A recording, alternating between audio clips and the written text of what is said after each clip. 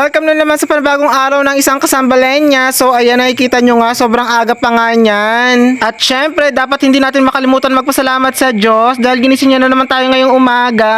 At ayan na nga, maaga nga kaming aalis dahil nga kukunin na namin si Chowi dahil na-confine niya siya kahapon. At after nga ng long ride namin, ayan, nakauwi na nga kami. Sobrang pagod na pagod pa nga kami dyan, pero go lang. At habang nga si ate ay nag-aasikaso kay Chowi, ako naman ay tinitignan ko yung mga vitamins at gamot niya.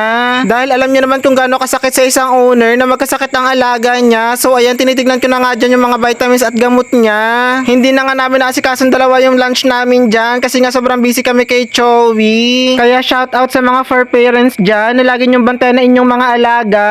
Dahil hindi natin masasabi ang panahon, malakas sila ngayon pero kinabukasan hindi na. Kaya hanggat maaari, ibigay natin ang buong pagmamahal natin sa kanila dahil sa huli talaga ang pagsisisi. Pero kahit na ganito ang nangyari kay Chowi, alam naman namin na ibigay namin ang buong pagmamahal namin sa kanya. Dahil naipakita naman namin sa inyo kung gaano namin sila kamahal at kaalaga. Pero wala naman tayong pagsubok nang hindi natin nasusolusyonan. Kaya ang dapat natin laging gawin ay manalangin. In God's will and perfect timing, gagaling din si Chowi. Alam nyo ba guys, kahit malaki talaga ang nagastos ni ate sa pagpapagamot kay Chowi, dead ma lang talaga, basta't gumaling talaga siya. Ito nga ang tinatawag na unconditional love. Kaya tuwing nakakarinig kami na aso lang yan, bakit may naalagaan na parang tao, sobrang nasasaktan talaga kami. Dahil once na kinuha mo ang responsibility para alagaan sila, dapat talaga alagaan mo sila ng buong puso. At ayan nga si Ate Iya, tignan nyo, nagpapakit pa nga siya sa ating camera. Kauuwi niya nga lang din pala dyan galing school. At tignan nyo nga kami dyan, talagang chinecheck namin si Chowi at itatry nga namin siya pakainin. At tignan nyo nga naman, kahit nga may sakit siya, tumatayo pa nga siya dyan, ipinapakita niya talaga sa amin ang response niya. Alam nyo ba guys, siguro kung nagsasalita lang ito, sasabihin niya talaga sa amin kung gano'n niya kami kamahal. At ayan nga, kinarga na nga ni ate si Chowi. Alam nyo, sobrang hirap talaga sa amin na makita naming may sakit ang alaga namin. Dahil hindi namin siya tinuring na isang hayop, tinuring namin siyang isang pamilya. Uy, sino yung makakarelate sa amin dyan? Na pure talaga ang ating pagmamahal sa ating mga alaga. Alam nyo ba ang kasabihan na the dog is a man's best friend? At ito ang pinakamalambing sa lahat ng hayop. Hindi ko naman sinasabi na hindi malambing yung iba. Base lang yan sa lahat ng na-research ko about them. Kaya mga kasambalenya, isap na natin ang pagpatay sa mga aso. Alam nyo ba, nung maliliit pa kami, marami kami nakikitang pinapatay na aso. Kaya sobra talaga nasasaktan ako. Kaya ang sabi ko sa aking sarili, paglaki ko mag-aalaga talaga ako ng katulad nila. At mamahalin ko sila na parang isang tunay na tao. Wala naman masamang magmahal. Kaya shout out sa mga fur parents dyan. This is the sign siguro na alagaan na natin ang maayos ang ating mga alaga. At ayan nga, update nga sa pinapagawa nating pala-pala. Nagbabakod na nga dyan si Daddy. At after nga mabakudan yan, bubuksan na nga natin yung harap para maging daanan ng mga customer. Alam nyo ba mga kazambalenya, pinag-uusapan na talaga namin kung ano talaga ang gagawin namin dyan. Uy, sino makakarelate sa amin na lagi talaga nagpaplano basta't may pinapagawa. At ang kasabihan nga, wala namang masamang mangarap, basta taasan mo lang. Wala namang binigay na limitasyon ang Panginoong Diyos. At after ko nga videohan si Daddy, ayan nga, bumalik na nga ako dyan para alagaan na nga namin si Chowi. Alam nyo ba mga kazambalenya, simula pagdating namin kanina, hindi talaga umalis sa ating matit sa tabi ni Chowi. At ang tanging dasal nga namin dyan, sana nga gumaling na nga si Chowi. Dahil masakit para sa amin na makita namin siyang ganyan. At after ko nga dun kay Chowi, ay pumunta na nga ako dyan kay Daddy. Sabi ko nga bibidyohan ko yung buong palapala. Napakaganda na nga talaga. Alam nyo ba guys, sa bawat progress ng pagpapagawa ng palapala, napakasaya talaga ng puso namin. Sana ito na yung pangarap na matagal na namin hinihiling. Dahil alam naman namin na bawat laban namin sa buhay ay kasama namin ang Diyos. At ayan na nga, naglalagay na nga ako ng yelo na ginawa ko dyan kanina. Alam nyo ba mga kazambalenya, napakalaki talaga ng tulong ng yelo sa business. Dahil madalas dyan mo nakukuha ang expenses mo sa tindahan. At ayan nga, napakaganda na talaga ng ating pala-pala. Sino ba namang hindi matutuwa na araw-araw may progress ka ngang nakikita? Sana mga kazambalenya, suportahan nyo ang aming business. Alam nyo ba, hindi talaga madaling magtayo ng negosyo dahil ang kailangan dito ay pinag-iisipan at effort talaga. Dahil ang number one mindset mo nga dyan ang mga needs ng mga customer mo. At syempre, summer nga, yun patok talaga ang negosyo mga malalamig at ihaw-ihaw. Pero syempre, kailangan natin mag-isip ng alternative na business kasi hindi naman habang buhay ay summer. Kaya abang kayo mga kazambalenya sa aming ilalabas na suna business. Malay nyo, pumatok talaga ang aming negosyo.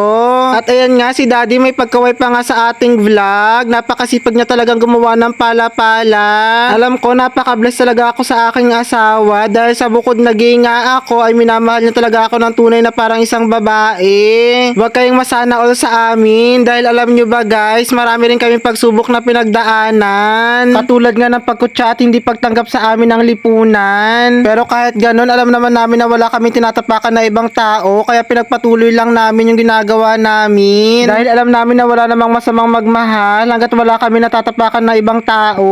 At kung makikita nyo nga si Angel Locsin dyan, napakabantay niya talaga si Chowi. Alam nyo ba, napaka-perfect niya talagang good example sa for mommy. Dahil napaka-hands-on niya talaga sa kanyang mga anak. At syempre, hindi papahuli si daddy sa ating meriendang pakwan. At may pagkamot pa nga ako dyan sa aking likod. At ayun nga, kumuha na nga si Kuya Del ng pakwan niya.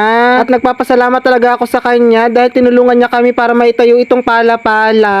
At isa rin siya sa nag-iisip ng alternative business namin after ng summer. Kaya shoutout dyan sa mga puro plano ang business nila. Gawin na natin dahil hindi naman masama mag-try. Dahil nga ang kasabihan, sa bawat pagkakamali ay may bubungang tama. Kaya hindi naman siguro masama mag-take ng risk para sa ating kabubuhay. Sa sitwasyon namin ngayon, hindi pa talaga kami sure sa aming business na magsasucess talaga. Pero nag-take nga kami ng risk. Pero pasasaan pa at makakaraos din tayo. Dahil kagaya nga ng araw-araw kong sinasabi, nakasama natin lagi ang Panginoong Diyos sa ating pagsusumikap sa buhay. Dahil hindi naman pwedeng basta lagi ka lang mangarap, kumilos ka din para sa iyong kaasenso.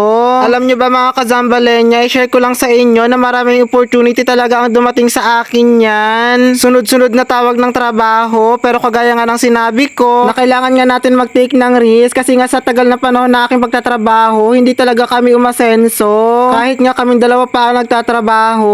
Alam ko marami magsasabi sa inyo kung bakit nga hindi kami umasenso kahit nga nagtatrabaho kaming dalawa. Dahil siguro nga ito ang kalooban ng Diyos na mag-vlog kami at magtayo ng negosyo.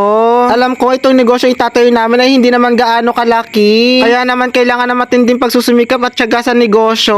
Kaya ang tanging hiling namin sa aming negosyo ay gabayan kami ng Panginoong Diyos. Dahil nga pag may kinikilala kang Diyos sa iyong buhay ay walang imposible sa lahat ng iyong pangarap. Kaya nga pala ito ang pinili namin negosyo ay para mapukusan ko din ang aking pagbablog. Kaya nga kahit walang kasiguraduhan dito sa aking pagbablog, nagtitake talaga kami ng risk. Kaya sa lahat na nagpa-follow sa aming Facebook page araw-araw, sana gabayan kayo ng Panginoon at more blessing to come. Salamat po!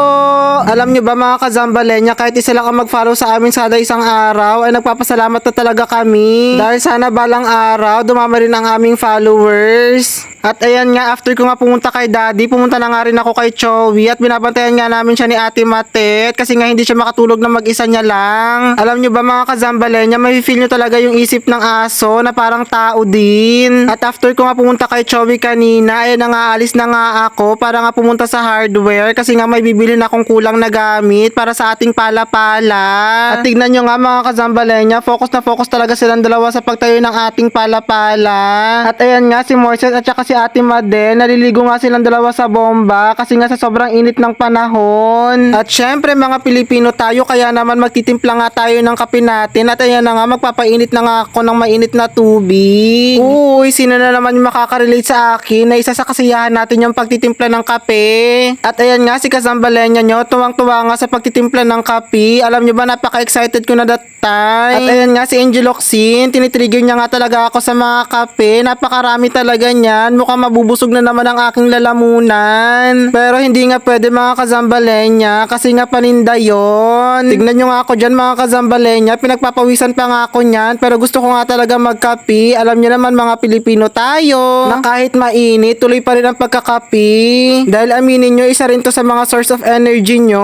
At ayan nga, nakikipagtsikahan pa nga ako dyan kay Ate Matet kasi nga ang sabi ko sa kanya, what if talaga na mag-boom talaga ang aming business? Lahat talaga na pinag-uusapan namin is regarding talaga sa business. Sa amin dalawa talaga guys, hindi talaga uso sa amin ang chismis ng ibang buhay. Pinagchichismisan talaga namin kung paano kami umasenso at ang aming mga buhay. Dahil nga ang sabi ko sa kanya, sana soon makapagpatayo na kami ng sarili naming bahay. Dahil nga wala namang masamang mangarap, fly high butterfly. At binibidyohan ko pa nga dyan si Mara dahil naliligo nga siya sa bomba. Napaka-cute niya nga talagang batang yan, napaka-bibo pa. At maya-maya nga dumating na nga si Ate Flor para nga bumili sa ating tindahan. Alam nyo ba, napakabait niya talaga guys at nagbi-business din siya. At after nga bumili na Ate Flor sa tindahan, ayan nga si Ate Matit nag-ayos na nga siya ng mga frozen foods niya sa kanyang ref. Alam nyo ba mga kazambalenya, basta't business minded ka talaga, wala ka talagang sasayangin para sa iyong business. At kahit pagod na nga, kailangan natin magsumikap sa ating buhay. Dahil wala namang ibang tutulong sa atin kung hindi tayo din. At after nga nila magawa sa ating pala-pala, at ako na nga naglilinis na nga ako ng mga kalat. Sabi ko nga magpahinga na nga sila para ako na lang din ang magligpit ng mga to.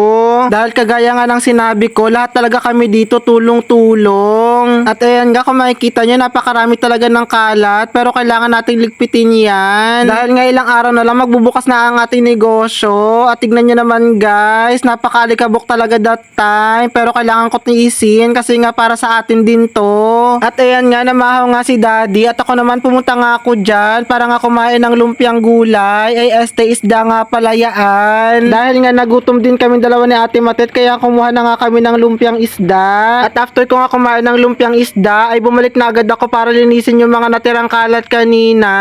At ayan nga, kung makikita nyo nga, binasa ko na nga yaan. At tignan nyo naman si Angel Oxin, oh, kahit pagod na sa buong maghapon, napaka-fresh pa rin. Sana all! At after ko nga sa ginagawa ko, lumabas nga ako sa kalsada. At ayan nga, alis na nga sila Moises at saka sila Kuya Del. At located nga pala itong store sa Sinabakan, malapit sa Priory. At kung makikita nyo nga, napakaganda nga talaga ng panahon na yan. Napakaliwalas at mapayapa pa. At dito na nga nagtatapos ang ating video. Salamat sa panonood!